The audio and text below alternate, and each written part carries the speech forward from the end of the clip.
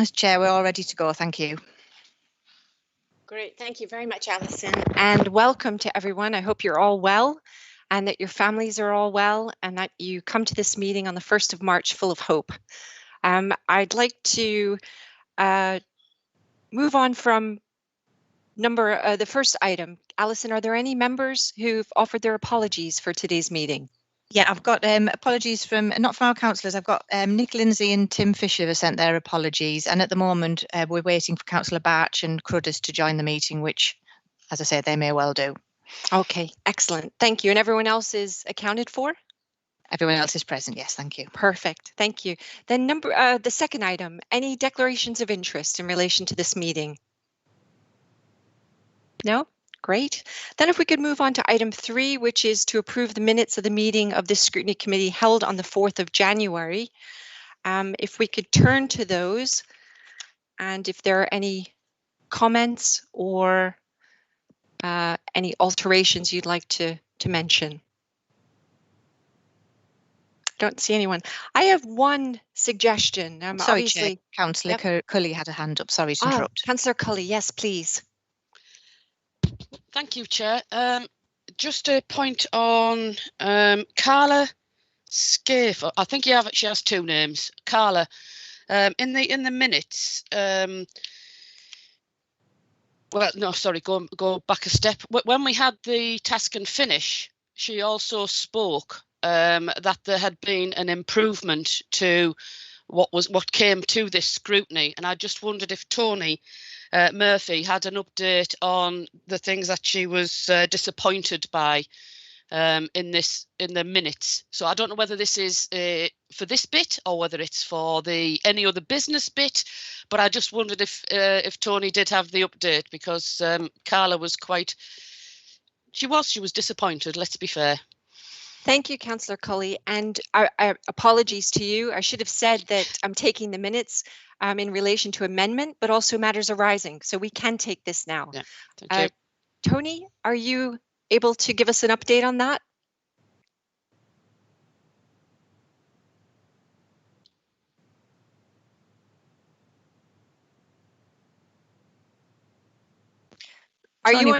Tony was in the meeting, Chair, but he seems to have jumped out of the meeting for the minute. Unless... Right. I see him back there. He's back there. He's back, yes. Yeah. Tony, did you hear that? Apologies, Chair. My connection dropped out for a moment. Would you mind repeating it, please? Right, no problem. Councillor Cully, would you like to repeat that? Or would you like me to? Thanks. No, it's okay. Thank you, Tony. It's Carla, she has more than one name. Said at the... Sorry, am I still in? Yep. Yep.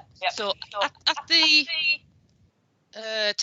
task and finish, Carla said there had been an improvement, because she at this scrutiny committee last time, she said that she was disappointed by some of the inclusion of her members. But then at the task and finish that we had, she did say that there had been an improvement to it, and I just wondered if you had an update on the improvement for that bit of the minutes. Thank you, Councillor Cully. I think there's 2 parts to that, really. There's in terms of the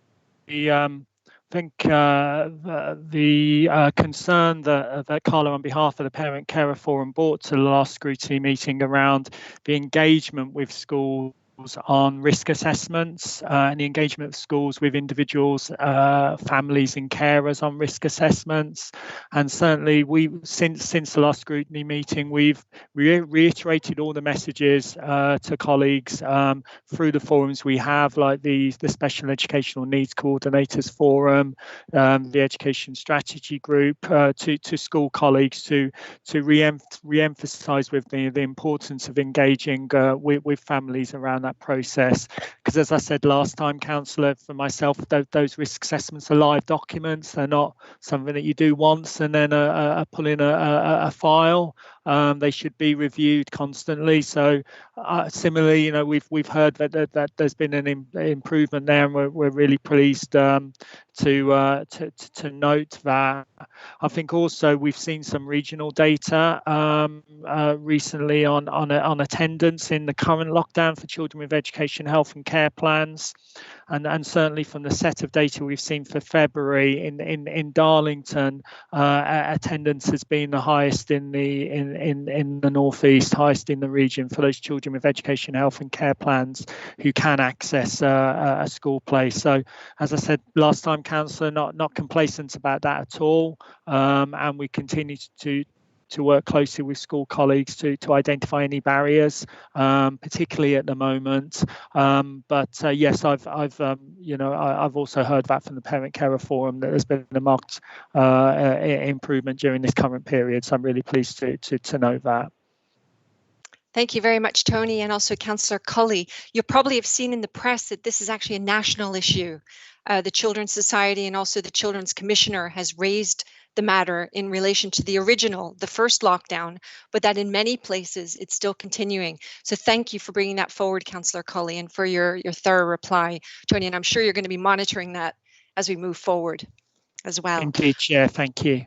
Right, anything else any members would like to raise in relation to the minutes? All right, I have something I'd like to raise, and that is in relation to the medium-term financial plan. I believe that our minutes need to be amended, and I'll tell you what my proposed amendment would be. It's on page 5 under resolved, and that is in relation to open bracket A, and I would propose that it should read that this scrutiny committee has no comment to make on the proposed schedule of fees and charges for those services within its remit, open bracket, as there are none, close bracket, and supports the Children's Services budget allocation recommendations contained within the Revenue as Estimates 2021-22 section of the draft MTFP. And you'll probably know why I'm proposing that, because the majority of the committee believed that that's what we actually had resolved. So there was a miscommunication and misinterpretation. And I'm basing that on conversations I've had with the majority of this committee. Would anyone like to make any comment in relation to that? Okay, so that is my, Councillor Cully, yes, please. Thank you, Chair. As you know, I disagree with this. We have had a conversation about it at that scrutiny committee. Elizabeth Davison, the financial officer, read out to us the same thing that she read out to all scrutiny committees, and we agreed that that was what we were agreeing to. She said the names of the paragraphs, she said everything we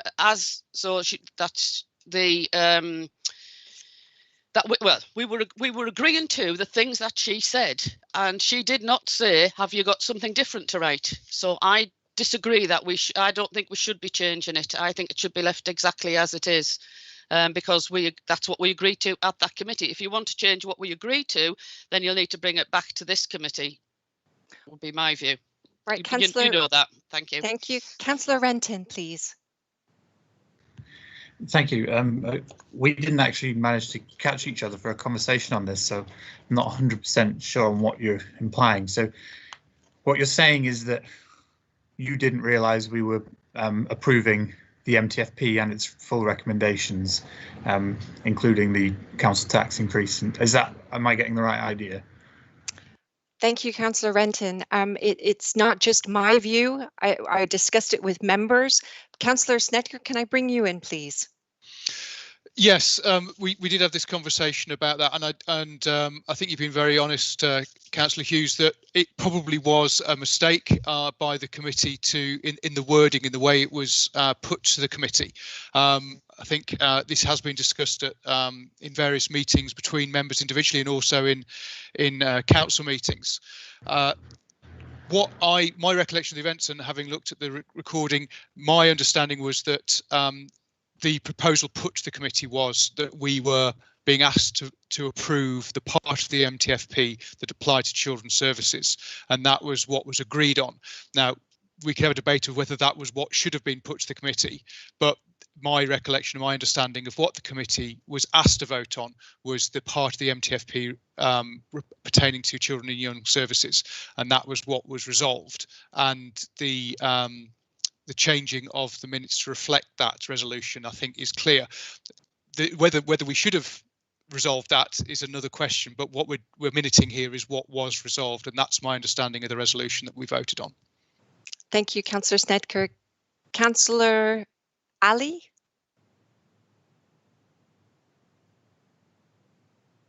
Yeah, I remember just likewise, as Matthew said, thinking back to that meeting and watching it back, it was basically the last of the MTFP retaining the children's services. Okay, thank you. Councillor Renton? Yeah, thank you. So, I mean, we've all sat in these MTFP committee meetings before and never had this problem before. So I don't understand how we managed to make the mistake that we didn't realise that we were voting on the MTFP. So, I can't support that amendment, but I can support there being better communication going forward. So that's all I'll have to say. Thank you, Councillor Renton. I believe that the problem is that there were no papers sent to this meeting, only a cabinet report. And I have a series of suggestions for Democratic Services in relation to this process and also the process of politicizing the scrutiny committees, because by potentially tying people's hands, supporting resolutions that the cabinet have already supported when there is an opportunity to vote at council on the very same thing. So, I mean, it's a more complex story to this. I think today we just need to focus on what our committee thought that they were doing and what we believed we were doing. The intention of the legislator is a legal definition within English law. So I think that there's a precedent for that as well. I've offered this amendment. Is there a seconder for that? I second that amendment. Okay, then I'm going to ask people to vote on this. And the reason why is because obviously there's a difference of opinion. So all of those in favor of the amendment, please show your hands. And if it's not clear, Alison, if you'd like to do a roll call just to be sure, but it may be clear from what we see. The only point I was going to make, Chair, is obviously we can only have the votes from the people who actually were attending that meeting. Yes. And I think, as I say, Councillor Bell and Councillor Lucas weren't at the meeting, and obviously absent today, Councillor Cruddas and Councillor Batch, who obviously wouldn't be able to vote. So unless you want me to go through the list that I've got, would that maybe be the easiest if I ask people for or against? Is that acceptable? Yes, I think so. That would be good. Mrs. Cully, please, and if you could tell me whether you were for or against the amendment. Against the amendment, thank you. Thank you. Councillor Ali? For the amendment. Thank you. Councillor, obviously Councillor Chair, you're obviously for. Yes. Yeah. Councillor Lister? For. And Councillor Renton? Against. And Councillor Snedker? Yeah, I think it was a for, wasn't it? For, yes. So as far as the result, I've got 2 against the amendment and 1, 2, 3, 4 for the amendment. So obviously the amendment's carried. Okay, and the minutes will therefore be amended. And in future, as I say, I will be offering some comment and recommendation to Democratic Services to hopefully avoid this confusion in future. So thank you very much. If we could then move on to our next item, which is to welcome Ian Neal. Nice to see you, Ian. And thank you very much for coming along. Just a little backstory for committee. Ian contacted us after our review group meeting, but I thought that it was so important, the work that he's undertaking with Mind in Darlington, and particularly in relation to children and young people, that I invited him along to speak to us today about the exciting work that he's involved with. And hopefully he can tell us some of the difference he's already been making for young people here in Darlington. Welcome, Ian. Good morning. I hope you're all well in this strange time that we're living in. My job at Darlington Mind is working with the Children in Need project, which is primarily working with young people who are self-harming, but it doesn't just cover that. We cover all mental health issues. We have 2 counsellors who work alongside this, who offer counselling to young people who are self-harming, so they can get 6 free counselling sessions, which in this day and age is never heard of. You know, and it's expensive if you have to pay for it.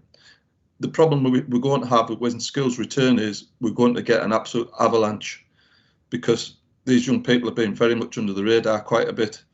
And we know this through our referrals. Our referrals dried up pretty quickly after Christmas. They're slowly starting to come back. We're starting to get them. I think we've had 5, 6 referrals in the last couple of weeks, but that's still not a lot. So we're hoping as the schools return, and we can get into the schools as well. So that's our project as well. We will be getting into the schools and engaging with young people right across Darlington, and hopefully giving them some support, because they're lost. Our young people are lost at the moment. They're worried about their exams, they're worried about the future, and they're just worried about COVID in general, as we are as adults. I mean, we really don't know where we're going a lot of the time. So young people must be, well, I know they are for a fact, they're struggling badly at the moment. And I feel passionately about supporting our young people. And I have done, always have done, but everybody needs to work on this now. So we need to get our skills back on board. I understand at the moment it's going to be tough for them, because everybody's coming back on the 8th, I believe. So I think it's going to be chaotic. As best they plan it, it's going to be chaotic. And I have personal friends who are teachers, and they plan hard, but the best laid plans are mice and men. We all know, don't we? And to hear that the young people in Darlington are the highest attenders is amazing. I'm blown away with that. That is just amazing, because you read all the horror stories across the press and the young people are not attending school. So hats off to everybody in Darlington who are getting our young people to attend, because, yeah, what can I say? Just absolutely amazing.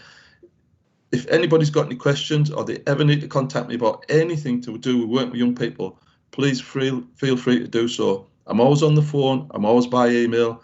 If I don't get back to you straight away, it'll be because I'll be working with some young people, but I will always aim to get back to you in that same day as best I can. If not, it'll be the next day. Has anybody got any questions would like to ask me on that?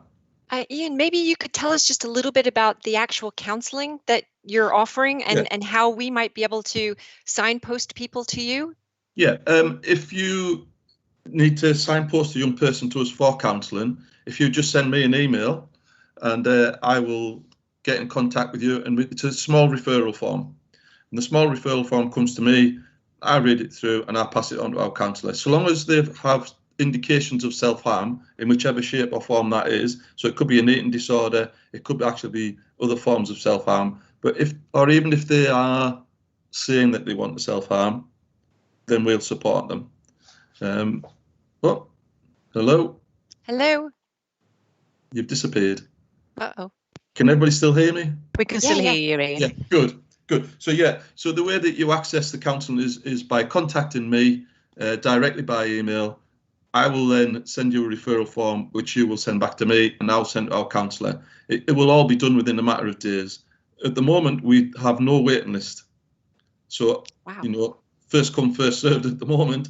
But I'm looking ahead, and I think there will be a little bit of a waiting list, but it's never more than 2 to 3 weeks, something like that. We try to keep it as a quick turnover as we can, because we don't want people waiting, because our poor colleagues in CAMS are struggling at the moment. You know, they're snowed under, and if we can take some of that pressure off by taking some young people and helping them, then all the better, because they are working really hard, but they're just snowed under at the moment. And what's the age group that you're working with? Yeah, our age group is 11 to 18, so our main school year. So we go up into the colleges and things like that. They don't have to be attending a college. It could be that a parent or perhaps one of your counsellors wants to refer someone. They don't have to be, doesn't have to be a school who refers them. It could be a parent. It could be a counsellor, someone who's a friend of a friend. They can do it that way. It's generally through schools, but it doesn't have to be. Okay. Or the young people themselves can refer themselves. Great. Councillor Lucas, can I bring you in, please? Yeah, good morning, Ian. Thank you for coming to speak to us. I'm passionate about Darlington Mind. It's a service that I've used in the past, and family members have used in the past, and it is absolutely marvellous. And well done on being able to get the funding to actually go into schools and do the work you've been doing. And I know that before COVID, there was drop-in centres going on at Darlington Mind for young people. Obviously, because of COVID, that's had to stop. Going forward, how do you see that you can get more people doing that mentoring role, like young people doing mentoring role of each other? Because I think it's okay talking to adults, but a lot of young people need to talk to their peers. So that mentor support, that peer support would be very useful. How do you see that going forward in terms of what you're doing? Yeah, the actual drop-ins is the funding. Well, that unfortunately is going to run out in June or July. The drop-ins in the actual hall itself, but the mentoring is something that we'll be hopefully getting into the schools and working with the schools, setting up young mentors in the schools. And if we can get schools on board, that's what we want to do. We want to have the actual young mentors actually in the schools for each person in there who needs to talk to somebody, just to know who the mentor is, who they can go to. It works in other schools, so hopefully if we can get that up and running in Darlington, then all the better. But the drop-in, as far as I'm aware, there is no funding to run past June or July, but we're still looking. So we're not giving up on that.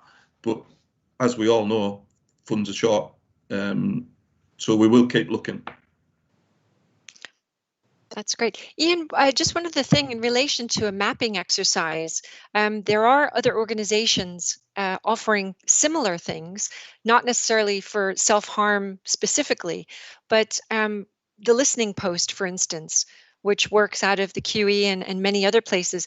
Are you in contact with those people too? Like Martin Stand, I think he is a member of this committee and attends. He might be here this morning. I personally aren't. In case you don't know, I'm pretty new in posts. I've only been here 6 weeks, 7 weeks. Right. So I'm just getting my feet under the table as it is. So actually speaking to you guys is a big bonus to me. So no, I don't. But that sounds like a really good contact for me. Fantastic. And also Christine Shields, who's going to be speaking next. She's the commissioning officer for Darlington, and Christine has a fairly good idea in relation to some of the things that are happening in town already. So she might also be a good resource for you to talk through the areas where need maybe currently isn't being met. Yeah. I think I met Christine on a couple of other meetings that I've been into, but yeah, she definitely seems like someone worth talking to. Great. Any other questions from committee? No? Well, then with that, Ian, thank you very much for coming along today. Members can put a face to a name. And Christine, sorry, before we wind up, Christine. Good morning, Chair. Good morning, colleagues. Yes, Ian, we have met because you're now a member of the Children and Young People Steering Group, aren't you? Yes, with a focus on child and adolescent mental health and well-being. Yeah. So welcome to Darlington. Thank you. I'm trying to get out to as many people as I can. It's going to take time. Well, thank you for joining us today, and we look forward to hearing about your future good work. And if we can promote your work, I'm sure all of the committee members will be doing that as well. Yeah, please do. Absolutely. Thank you. Do. You're welcome to stay, or if you'd like to log off, you can do that as well. I've got to work with some young people, if that's okay. Perfect. Okay. Bye-bye now. Bye-bye. Right, thank you, committee. If we could move on then to item 5, which is the development of the Darlington Care Collective. And Christine, I'll hand over to you. Thanks, Chair. Actually, I've brought a colleague, Martin Webster, into this conversation who's been leading this development, and it is really quite exciting. It's innovative and it's been recognised as such. So with that, I'll hand over to Martin if I can. Welcome, Martin. Thanks very much. Morning all. My name's Martin Webster. I'm the Workforce Development Manager for Children's and Adult Services, which is essentially kind of training and staff development right across the board. Thank you very much for your time this morning. Am I okay just to crack on and go through the... Great, fabulous. So I've been asked to talk a little bit about the Developing Darlington Care Collective. So I thought I'd focus on kind of 4 particular areas that are within the report, really.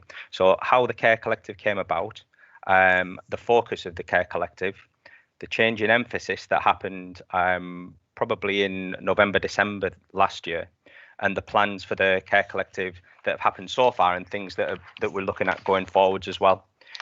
So first kind of point, really, the Care Collective came about, and I'm sure that folks on the call and across the board will have heard the social care recruitment campaign, adverts on radio and TV, with the emphasis on we need you now, they need you always.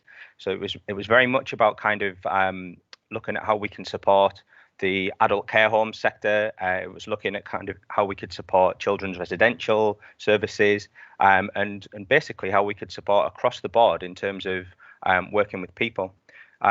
I'm sure that you remember, and it's still there in some case, the national fear with regards to the care sector, in terms of them being overwhelmed from a staffing sort of perspective. And we thought, can we do something that would support that, and work with people to support that? And can we actually develop some volunteering and training and employment opportunities within the sector as well? So that was the main key drivers around how we could do that, working as a multi-agency kind of function, developing a group where a number of partners could come together, work together in terms of trying to support the sector.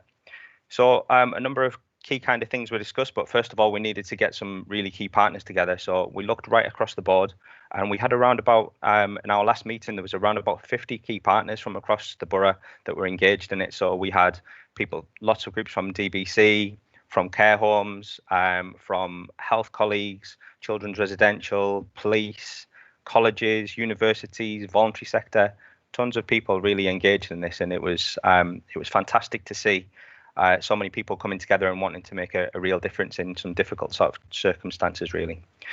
So one of the first key kind of drivers was around, like I say, supporting the sector in terms of bodies, really making sure that we could get people in to support the sector.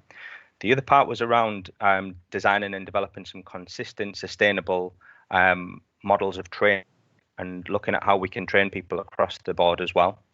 The next part was really around how we could do some mutual beneficial support work across the sectors and across the partners in Darlington. I always kind of refer to them as mutual back scratching groups, how we can get together and support each other and help each other, really. And another part was around making sure that we could link people into opportunities to progress as well and to grow the sector. And the final part was around something called MEC, which I'm sure people have heard of and I'm sure people have engaged in, and it's making every contact count.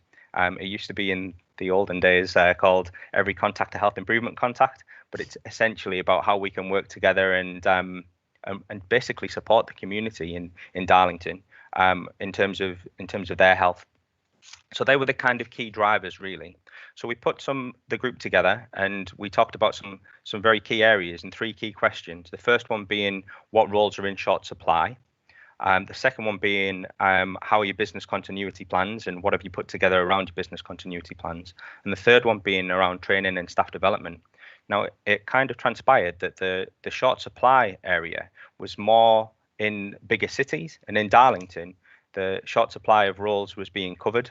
So that was fantastic, and that meant that all of the kind of the key kind of care homes and key partners that we spoke to talked about their really strong business continuity plans that they had in place, and we knew they had strong business continuity plans, and we knew that they were very robust in the way that they worked.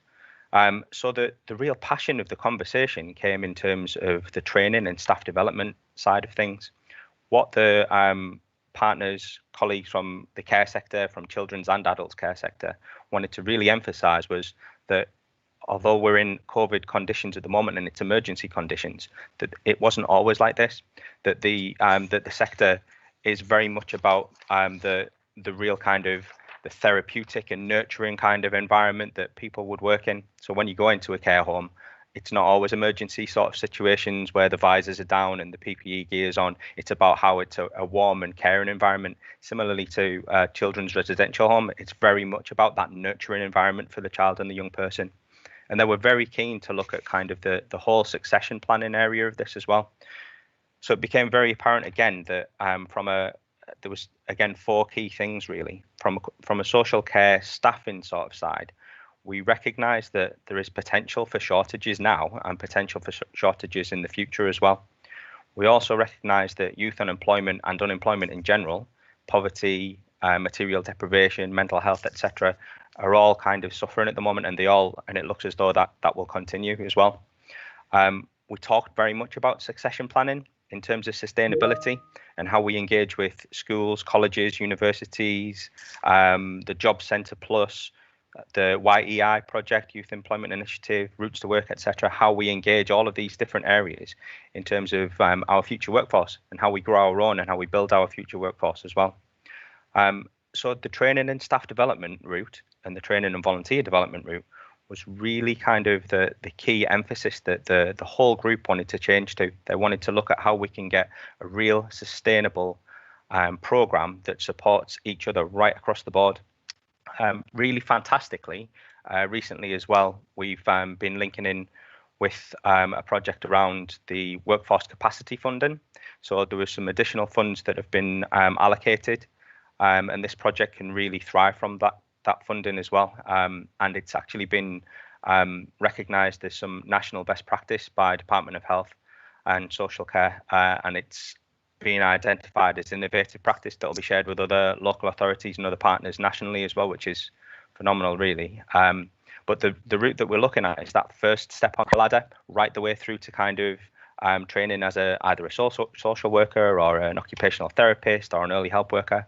But the funding will really help us in terms of developing level 1, first step on the ladder, level 2, level 3 qualifications for the young people that are, particularly young people that are facing unemployment issues and problems, and supporting them through paying for their accreditation and supporting them through that kind of process, so we can grow our workforce of the future. And essentially, that's the main emphasis and the focus of the Care Collective in a bit of a nutshell. Happy to take questions. Great, thank you very much, Martin. I'll open it up to committee. Any questions for Martin? No. I have a question while other people think of things. I'm wondering about wage levels and whether that's part of this and the whole idea of progression, because it sounds like a really positive thing where you can bring young people in, maybe starting off with learning and skills, but obviously discussions need to take place, and they probably have already with Teesside University and others who are training, further up the ladder. Can you talk about that just a little bit, Martin? I probably can't mention about the wage kind of structure in terms of those kinds of things. But what I can say is we're investing a lot of time and effort and energy into apprenticeships across the board in Darlington. And I think that what we're really aiming to do is progress people through that initial kind of starter first step on the ladder at level 1 to introduce them to working with either children, young people, or with adults, and progress them into the potential of apprenticeship employment opportunities as well. And that's a real key driver for us. We're wanting to grow our own. We're wanting to attract young people to this kind of work, because I guess with Brexit and I guess with other elements that are happening across the board, the potential for young people to be engaged in social care and to kind of become our workforce of the future, and how we can kind of link with children and young people from a school age to a college age to a university age. I think the potential is there to really support them to get into the workforce, and it's a good workforce to kind of be in as well. It's something that I think that everyone engaged in this meeting will agree. It's a fantastic career to work with people. There's nothing better than working with people. So I think that opportunity is there for them. In terms of wages and things like that, I'm not too sure in terms of the next steps, but that's possibly something that this group could look at and address in the future as well. Thank you, Martin. It's just obviously there's a perception that it's a low wage, sort of low value type of work. And really, Absolutely. You're right. People here know that that's not the case. It could be incredibly fulfilling, but also the progression. If people work hard and maybe want to, do more and earn more, that's a possibility. Councillor Snetka, can I bring you in? Yeah, I just wanted to Martin, whether you had any more to say about the apprenticeship schemes, because I know that there's been a troubled history with apprenticeships in this country. It's something we've not done very well for many years, I'm afraid. And more recently, we've seen money go unspent. We've seen money funneled towards, quite often some companies spend apprenticeship money on their middle management. I'm really keen to see apprenticeships being spent where I think the majority of the public want to see apprenticeship money being spent. Are you getting the support you need to access that money? Sometimes it's the application for the money is laborious or time consuming, or people need the skills. Sometimes it comes in fits and starts, and what you really need is a consistent kind of conveyor belt of money to support people over the long term. I just wondered if you could let us know, some good and bad points or good and bad experiences that you've had with apprenticeship funding and support over the last sort of year or so. Yeah, I guess over the last year or so, I can only talk about real positives in terms of apprenticeships. I think the process for DBC has been really smooth, really clear, really transparent. We've got there was probably 2 years ago now, the social work apprenticeship scheme was launched nationally, and we're linking with Sunderland University to train some of our existing staff members around that are either occupational therapists from an adult side, or community assessment officers, or they've been early help workers, quite still relatively young people as well, linking into this program and this scheme, and they're engaged. So we're in the midst of getting through that pilot, but it's worked fantastically well. And the idea is that these guys will receive their social work apprenticeship training and then filter into social work roles, and then folks that are doing the training in like I mentioned, the level 1, level 2, level 3 will take their roles in either community assessment officer post from an adult side, or as an early help worker from a children's side, and then we'll continue to grow them. And the idea this year is that we take on even more apprentices and funnel people, and it's part of that whole progression route. And something that I should have mentioned a little bit earlier as well, is we have a system or a project, a collective kind of role within Darlington that we're calling our Darlington Academy. And essentially it's a 5, I don't like to say tier now because that kind of comes into other connotations. It's a 5-staged kind of approach really, where stage 1, tier 1, is around that first step on the ladder that I mentioned before. Tier 2 is for people that have a qualification, members of staff that have that qualification, and we're trying to support them to develop more as a practitioner. It's Tier 2 I always think of as that kind of stage where everyone's still very keen and motivated within the role because they've just qualified. Tier 3 is those people that have been qualified for a while, and they're a little bit more kind of experienced within their roles, and they might be looking at things such as middle management positions or management training, or being an expert in practice. Tier 4 is for management, and tier 5 is for the strategic side of things. So that whole progression, and if I take it back to just when you mentioned about the apprenticeships and things, that whole progression is around getting people to do that apprenticeship, or getting people engaged in an apprenticeship sort of route or training sort of route, and getting them through and into that process of being able to see a clear line of progression for themselves, and to say, actually, I can start off as an apprentice in tier 1, and in X amount of years time, I can see myself being Director of Children and Adult Services in quite a while, James, not just yet, but a few years down the line. Fantastic. Thanks very much. Thank you. Can I bring in Councillor Ali, please? Hi, everyone. Thank you, Martin, for that information. It's really informative and really helpful, and you all do an amazing job. And I think it's really important with everything that we've got, experienced through this pandemic, about keeping in touch and keeping engaged with our youth, and especially to make them feel valued, that they are capable of reaching anything that they aspire to do, and keep those hopes and aspirations going forward, and not just think that a degree, having that piece of paper is the only academic way to get into these jobs. Apprenticeships do speak a different language, and sometimes they can be more comfortable to a youth going forward. And the trainings that you've mentioned, it is important to keep them engaged in the subjects, especially around equality and diversity. When I'm working with different services in our local borough and across the northeast as well, we do have a big lack of finding BAME workers to engage with people across many services, with BAME residents, whether it's our young adults especially. So this is really welcoming, and I'm happy to work along with yourselves to make sure that we get the information out to wherever possible with all the communities across the borough. So if you need anything, just give me a shout. Thank you.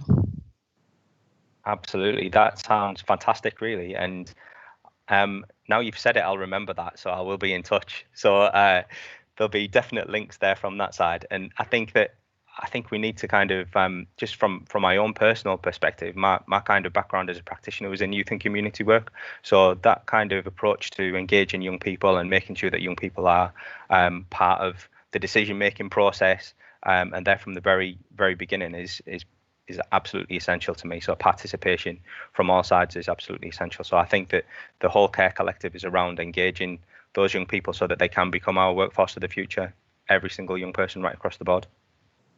Fantastic. Can I bring in Councillor Barch? I think it's Councillor Barch with a hand raised.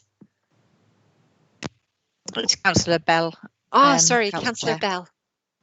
Hi, thank you. Good morning. Thank you, Cindy. Hi, Martin. You all right?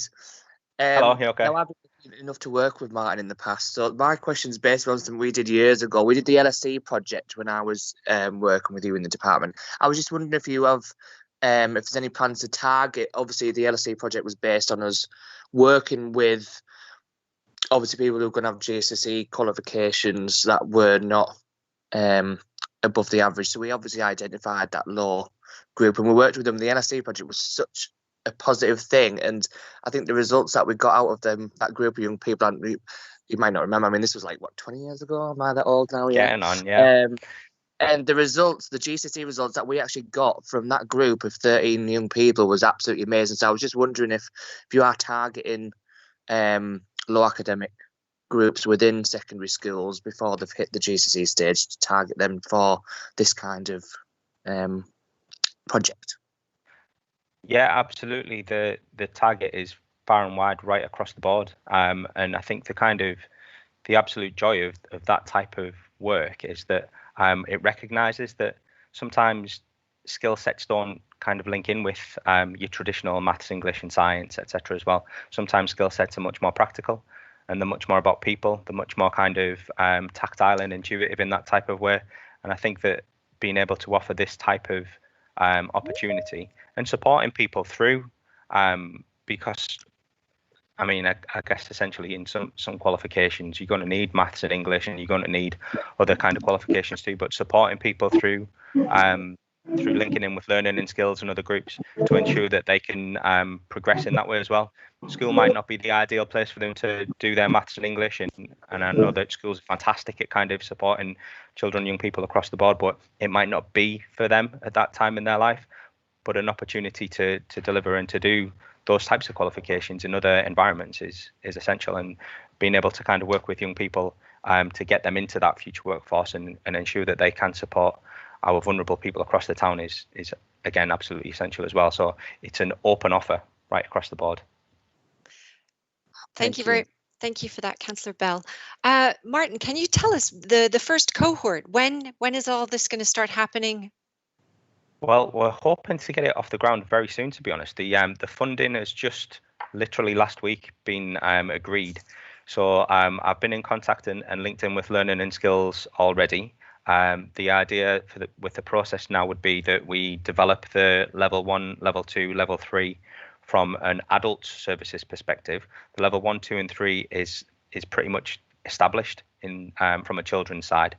And once we can develop that, the links will be to all of the different organisations again to update them and tell them where we are, and then linking in with the colleges, universities, schools, and pulling that first cohort in and supporting them across the board. So we're hoping that everything will be in place and ready to go by probably the end of April, I would have thought. Wow. Okay, so that's going to be some really welcome news for many young people and not so young people. Absolutely. Across the board. So obviously, committee would love to have a heads up when you're actually going live with it, so that we can promote it in all of the circles that we move in. And then it'll remind you too to get back to Sajna, Councillor Ali, to use her contacts. And in fact, I'm sure that we all would like to assist you in this brilliant work. That would be fantastic and much appreciated as well. Okay, anything else on this item, or can we move on? I don't see anything else. With that, I'd like to thank you, Martin, and also thank you, Christine, for coming along today and sharing this brilliant news. Thank you. You're very welcome. Thanks for your time. Cheers. Cheers. Right, if we could move on to item 6, which is an update and it's on digital inclusion. I think you've had some emails this morning from Alison in relation to the contact with the Regional Schools Commissioner, but we have Tony Murphy here to update us on the current state of play. Over to you, Tony. Thank you, Chair. Thank you, committee, and I know we've got some school colleagues on the meeting as well, and you know, a committee may want to hear from them in terms of their perspective and experience on the scheme as well, I'm sure. First thing I'd say, colleagues, is, you know, obviously we're all aware that the full reopening of schools is now scheduled shortly for the 8th of March. I think it's important for committee and all of us to bear in mind that doesn't mean that the importance of securing remote education for our children and young people is any less important. We have to bear in mind that those young people who test positive in a school test positive at home or in a school setting, or are close contacts of a pupil or staff member that test positive, will still be asked to self-isolate when schools return. So there'll still be young people who are learning at home in pockets and sometimes unexpectedly, even though schools are going to be reopening in full on the 8th of March. The position in terms of digital devices, there is some data out there available, and we can look at some Darlington level data, but it isn't fully comprehensive that the Department for Education has published, and that's led us to do some work locally, which I'll come to in a moment. Broadly, what the Department for Education published in terms of Darlington is there's approximately around 3,600 devices that have been issued to date in Darlington, and that was data up until February. There's a caveat on that data though, and I don't think this will have a huge impact in Darlington, but those devices are issued to schools and trusts and are the ownership of schools and trusts, and not issued to individual families and young people. So if a trust is based in Darlington but has schools beyond Darlington, it's not absolutely guaranteed that every device allocated that trust would be allocated to a family in Darlington. Given the local makeup of trust, I think the vast majority will have done, but it's important to bear that in mind. And the focus has been and continues to be on those disadvantaged children whose face-to-face education is disrupted, and of course that is a great number of children as we're in a national lockdown at the moment.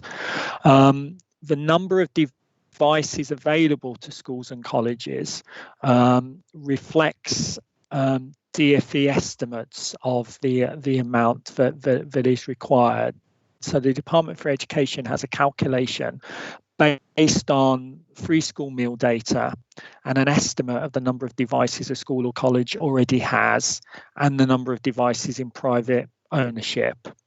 And I think, and school colleagues may have a view on this on the meeting, but I think certainly what I've picked up from school colleagues is there's a degree of frustration around that, not having a clear clarity as to how the allocation that a school has been notified of, how that has been calculated. I think it's fair to say school leaders have voiced that as a concern. So essentially how the system has been working and continues to work is that a school has received an allocation saying there's a number of devices you've been allocated to your school or trust.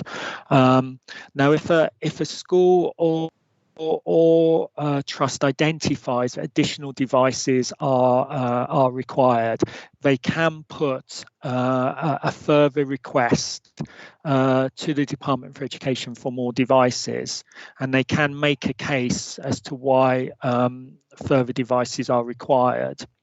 If we go back to the previous point, because there is a lack of clarity really around the calculation of the allocation. Some colleagues have said to us, well, we're not quite sure what the basis of that further case needs to focus on. But schools do have that ability to put those allocation of devices to request additional devices to their initial allocation. I think it's fair to say as well that school leaders are picking up from families that during the current lockdown that we're just coming to an end of from a school perspective shortly, that because the remote learning offer has developed and because there's a high degree of formal learning now, formal online learning, a bit like we're doing now on Teams or Zoom, that where there's a single device in a household, that has presented some challenges where there's a family with more than one child, because it can be the case that there's concurrent online lessons at the same time for different year groups or different schools. So what we've done in terms of the local authority, we have requested from the department that the detailed and updated allocation and distribution data be made available to us in the local authority, so we can support schools as best as we can around those queries. Well, where's our request for additional devices? Where is that in the system with the department? When are we expected to hear? All those sorts of queries. Unfortunately, from my perspective as an officer, the department has confirmed they're unable to share that level of data with us. So we've been discussing the matter broadly in the education strategy group, which, as I've mentioned to committee before, is meeting weekly at the moment, and continues to do so throughout the pandemic. And we've designed our own survey for schools, which was sent out just before half term, just before the February half term. And what we're seeking to establish in that survey is to understand the level of need from a school perspective. So the level of need in that narrow definition in terms of the department scheme, but also level of need beyond that from the school's perspective. Is there a cohort of children beyond that narrow definition that they would identify are facing any barriers to accessing remote education during this period? We've asked around allocated devices. So how many devices were schools initially allocated by the department? How many have been ordered and received from that allocation? And then if requests for additional devices have been put in, when that request was made, how many additional devices have been requested, what was the response, and how many have been received.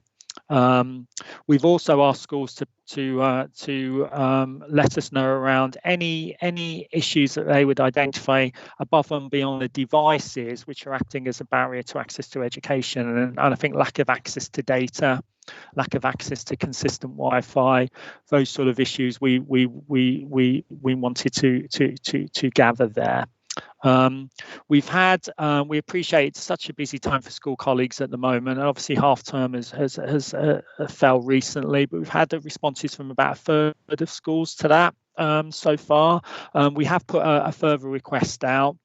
and ask that that information be with us by tomorrow, because we want the Education Strategy Group in the meeting on Wednesday to review the data set that we've received, in order for that then to lead us in terms of next action with dialogue with the departments, or action that the strategy group and the wider heads community in Darlington want to take in terms of supporting each other or accessing support from other areas. Although, as I said earlier, there is published data from the department, which does come down to trust and local authority level, we feel that a more regular data set, particularly around supply as well as allocation. So when supply lines are coming through on devices would enable us to support school colleagues a lot better in the process. Because as I say, when schools fully reopen on March the 8th, this will still be an issue for some families and young people going forward. So I'll pause there, Chair, to see if there's any questions on anything I've said today. Great, thank you very much for that, Tony. I'll bring in, is it Councillor Bell again or Councillor Barge? I can't tell, yes. But right, if you'd like to come in, and then Councillor Snedker. Yeah, mine is just based on, so obviously doing surveys with schools. I was wondering if you've done any kind of surveys with parents themselves in Darlington, because their feedback would be very valuable based on the experience that they've had. Now, I know I've dealt with quite a few parents over the past lockdown on how varied the home learning's been, depending on school to school or teacher to teacher. I know I've been in touch with McLinsey at Longfield about parents' concerns that there was no face-to-face lessons there. And I know that's happened in other schools where some are really good at doing it. I think mental health in parents has massively gone up, who maybe were single parents and had 3 separate children in different year groups, and timetables being sent out to those particular groups of people weren't necessarily helpful. So I was just wondering if you'd done or planned on doing any kind of survey with parents to get their feeling on how they feel it went, or their what they feel could be improved will probably be invaluable information to the council themselves. So yeah, that was my question. Thank you, the councillor. No formal survey of parents as of yet, similar to what I've just explained in terms of the work with schools. But I think it's an excellent suggestion, and certainly as a reflection on the period of time at which we're coming to an end of in terms of that of a full lockdown for families, because I think remote education will inevitably be a factor of young people's learning going forward, and the more we can learn from this period, I think will be very helpful. And certainly some of the issues you've just mentioned there, councillor, we've certainly picked up anecdotally with families and families with multiple children from attending different schools in the same household, when the parents trying to work remotely as well. In many cases, has been a huge challenge for families. And as I say, it's particularly in terms of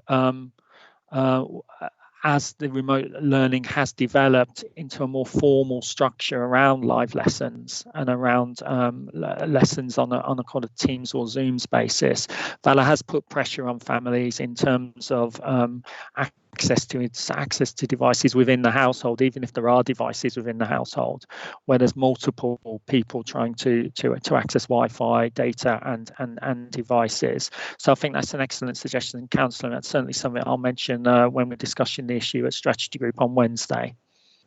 Thank you. That's great, thank you. Councillor Snedker, please.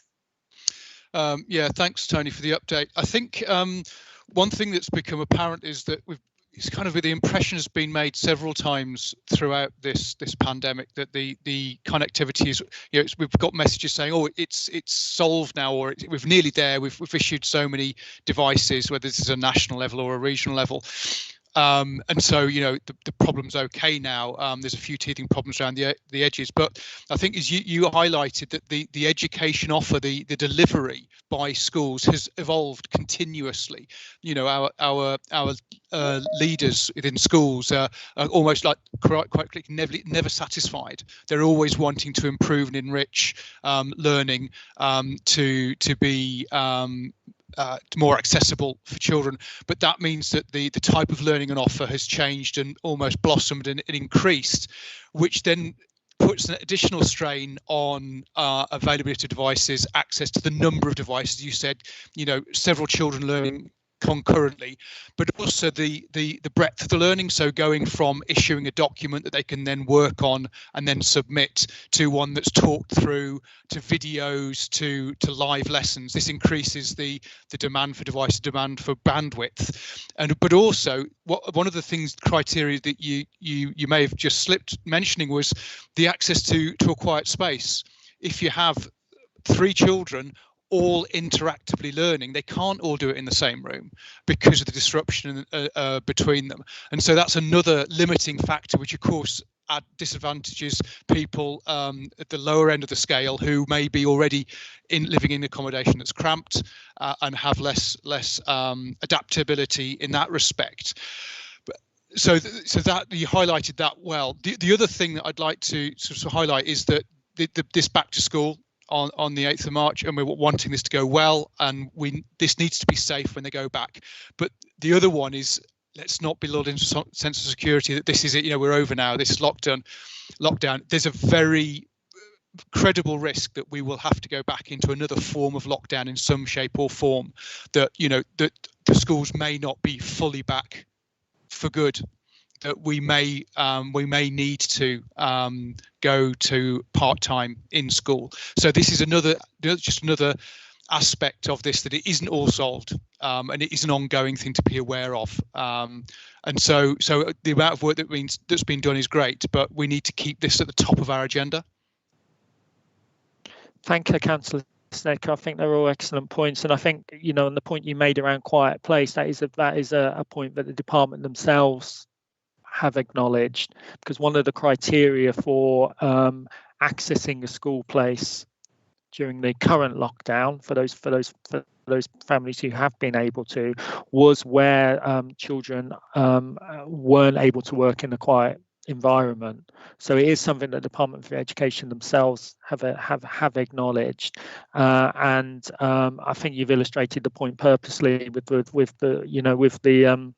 the scenario that you just outlined there about multiple learning in a small property where actually children are engaging in live lessons, where there's interaction back and forth across the screen, and that's something that I think in terms of access to devices is a really important point.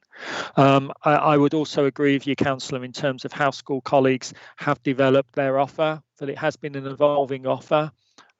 It will continue to evolve, I'm sure, as time goes on, and you know, I think that's why in my opening remarks, you know, I did want to make the point that March of 8th doesn't mean the end to this issue. That young people will still have to have an element of remote learning going forward in some shape or form. I think in terms of the access to data, we're keen to understand from a school perspective how big an issue that is, because I think we can focus on numbers of devices, but of course the device is only as good as a consistent data supply, which means you can engage with these sorts of interactions we're doing now. My data fell earlier in the meeting. You know, and I didn't hear a question from a councillor earlier. You know, that can be a young person's experience when there's a limited bandwidth in a number of people accessing Wi-Fi in the household. So we're really keen to understand from school colleagues what they're picking up from families around that, and how that's impacting on both young people's ability to learn in this period, and also teachers' ability to teach effectively. And we'll be really interested to hear schools' views on that once we've collated all the data. Thank you, Tony. Welcome, Councillor Cruddas. Can I bring you in, please? You're on mute, I think, Paul.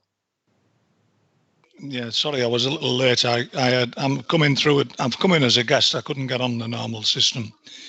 I would like just make the point that one of the real areas where there's been a problem, particularly with access to internet, is in the rural areas where, in fact, so this problem's across the spectrum. It's not a particularly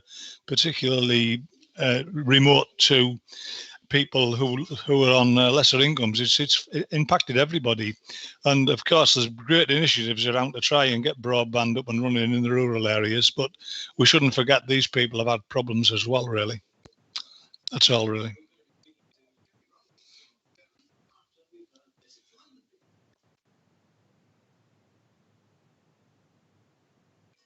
Councillor Hughes, you're on mute. Thank you. Sorry. We have some educationalists with us this morning. Are there any of you who'd like to make any comments from your own experience and the experience of the families and children that you serve? And also a question that I would have for you, are there any impediments to actually sharing some of the detail and data that Tony's indicated that he'd like to collect? Can you shed any light on any reasons why schools would be hesitant to share any particular information or data with the local authority, and what you think the department's role is in sharing that sort of information, or maybe holding back some information? Is that John Armitage? Yeah, John, can I bring you in, please? Morning, Chair. Thank you. Just in terms of issues that families have had around remote access, I think the other thing is, and we've touched on two of the key issues. One is, do they have access to devices and an appropriate number of devices depending on the volume of children in the household? And two is obviously that access to data that Tony's already highlighted. I think the other key issue is you can provide a laptop, you can provide data, but if the families do not have the skill set to know how to effectively utilise the laptop, I mean, we have a number of families where we've provided laptops, we've set up data, and actually they don't know how to utilise the device or to potentially even turn it on because it's not something that's been familiar to them in the household. So I think that's another issue in terms of actual access that we have a problem with. And of course, some of our families who are not permanently placed have issues around general access to internet anyway, which has already been alluded to around more rural settings by Councillor Cruddas there. In terms of provision of data, I think most schools have solid data now in terms of engagement. We need to remember that engagement and access is very different to progress in learning. And I think the possibly an issue for schools at the moment is we're providing a high volume of data to the DFE and to our own local boards, and there are a lot of data requests coming in from different agencies for different reasons at the moment. So there may be some issues around that, but I don't think there should be an issue with providing that data. And sorry, Chair, I forgot what the final question was. I think it was more in relation to the information flow, because clearly if you're supplying the information to the DFE, shouldn't that also come to the local authority? I mean, in the sense that we're within an area, and if anything, the local authority is helping to try to advocate on behalf of all of the schools within the borough. So, as far as that information flow, have you had any, it sounds like you've had some difficulties with that if you're being asked to supply it everywhere when actually the DFE could be passporting that out. I think our daily returns to the DFE don't relate directly to laptop numbers, but obviously we have been asked to provide information where we are requesting more devices, and I can't see an issue with sharing that information with the local authority. We've also been sharing information with Peter Gibson our local MP, he's been meeting with heads and collecting some information and has been campaigning for more laptop devices to be available to those schools who require them. So I know there's been some information flow that way as well, but I would imagine that most schools have that readily available to forward on. Right, thank you. Is it Carly Spence? Can I bring you in, Carly? Welcome. Good morning. Yes, thank you. I think that John actually has covered most of the things that I was going to say, and I probably would just echo Councillor Cruddas really to say that obviously my school in Hyington is a rural area, and to say that obviously I'm not in a deprived area, so the number of devices that we were able to access and the support with broadband and things like that is very limited. It's very limited. For 276 children, I was able to access 6 devices. And where, yes, you're absolutely right. The families that I have generally are well resourced. Actually, you've probably got 2 full-time working parents who are using a device each, and sometimes 3 or 4 children trying to do the same. So I do think that the problem exists regardless of where you are placed. It's just a different problem. So I'm not sure that actually the number of devices that we were allocated was reflective of the need. Does that make sense? Absolutely, absolutely. Thank you. Any more questions? Yes, Councillor Ali. Hi, I just wanted to share some of the experiences that we had, touching on what Tony said. There was a huge lack, and I had an influx of parents approaching me, and their stress levels were absolutely going through the roof. They weren't coping very well because they were having to use their partner's phones because of the lack of laptops at first, and their phones. And if they were on universal credits, they get weekly check-ins, and they were missing their calls, so then benefits were getting sanctioned, and it was quite really traumatic for some families. And it was where there was more than one child, and they got one laptop allocated, or they were on a waiting list and they hadn't heard back because of the lack of laptops provided by the DFE. I then contacted Anne Pringleton and Nick Blackburn, and Nick Blackburn actually really pulled through, and he said, leave this with me. And he was just alarmed at the different cases, and the individual cases he took very seriously. By the next day, he got in contact with me due to sensitivity and respecting the parents. We didn't do any media coverage where we gave the laptops.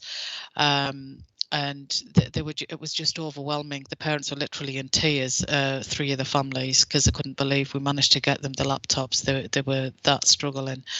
So I do think where teachers and heads of academies have gone above and beyond the call of duty for us, I really thank them here. For everything they've done, especially in my ward, Northgate, because we then ended up getting over 16 more extra laptops within a couple of days. Hugely appreciated.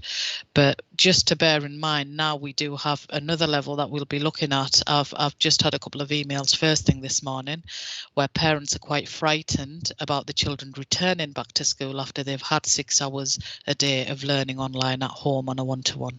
So something to be mindful of with mental health around children and parents. Thank you. Thank you, Councillor Ali. I think I'm going to wrap up this particular item, but before I do, I'm going to bring Tony in. I think what we've heard is that problems are continuing in relation to access to devices and also to data and to space to actually work. So the problems continue, but as Carly Spence said, they're not all the same problems. And, so it's a kind of a wider issue that isn't really going to go away, because as Tony pointed out in his opening remarks, young people are still going to have to isolate if, they've been potentially exposed to COVID, or their family has. Councillor Snedker made the same point that, this is not going to go away, that we need to have a more concerted effort to deal with those problems wherever they're happening. And I think we all would like to really give Tony the idea of, more power to your elbow and that we hope that you're going to be able to work closely with schools and also maybe collect the data that I know schools have already been collecting through surveys with their parents. So Tony, can I bring you in just for final remarks, please? Thank you, Chair, and really helpful discussion for me this morning. So I'm really grateful for the committee taking time to look at this issue. I think Carly's point, if I may, it illustrates things perfectly, really, in terms of different schools are in different circumstances, different communities are in different circumstances in terms of in terms of their access to broadband, their access to devices, and of course individual families who if we may not take a view that families have a disadvantage from a kind of cursory perspective, but when the sort of detail of the discussion that we've had this morning comes through, you actually find that there are barriers to accessing education at the moment, as all colleagues have sort of pointed to. So we will continue to work with school colleagues to understand as accurate we can a picture of the situation in Darlington for our families. We continue to raise this issue with the department at officer level. We're meeting with the department weekly still at the moment, twice weekly recently. So we're continuing to raise this issue at officer level with the department, and more than happy to bring an update back to this committee, Chair, if you'd find that helpful. I think we would find that extremely helpful, Tony. Thank you very much. And if I could also, on behalf of committee, thank all of those in our local community, the housing team, local businesses, charities, and also the Academy trusts existing throughout the town for the work that they're doing to not only supply digital devices and also connectivity, but also with the great work that's going on in schools to keep the process of digital learning and also blended learning moving forward, keeping that moving in a really positive direction. So with that, thanks very much, Tony. If we could move on then to item 7, which is our work program. Hopefully you've all had a chance to have a look at that. Any comments or concerns you'd like to raise?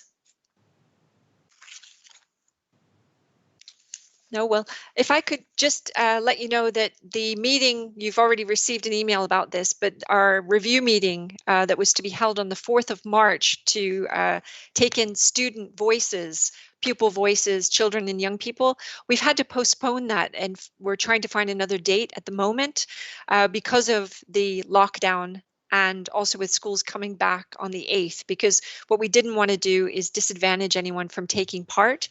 So we're looking at a new date. On the 4th of March, we will be getting together to talk about the data that we've already collected in relation to the review. So I hope that I can look forward to seeing as many members at that meeting on the 4th as possible. So anything in relation to the work program? No? Okay, then if we could move on to item 8. Any supplementary items? No, I haven't had any word about those. Item 9, questions. I actually posed a question to Jane Kochanovsky, and that was in relation to the upcoming holiday activity schemes that are being funded by central government. And I asked a couple of questions because I know other local authorities in the Northeast are already well underway with their planning. Firstly, I think that members would probably like to know how much money Darlington has received. It may be possible that Christine can help us with that. And also, how are these activities currently being planned? Because obviously the first set of these activities, which will be activities and also food opportunities for young people to eat outside of the school time, how they're going to be organized in Darlington. So Christine, can I bring you in relation to this, please? Yes, that's no problem, Chair. Just to provide everybody with an update, yes, Darlington did receive some funding for holiday and activities through Easter and also through the summer holidays. We're really well placed in Darlington in that we've operated these sort of schemes historically. There's been some new guidance that we received last week, Chair, so I'm aware that Mike Crawshaw and colleagues are meeting this morning just to finalise those plans, but I'd be happy to share them once that meeting has happened, just so that we've got the most updated information, if that's okay. That would be great. Do we know how much money we've received? I'm not convinced. I'm not sure about whether we've received the entire amount, but again, I can forward that on to you and members after this meeting, if that's okay.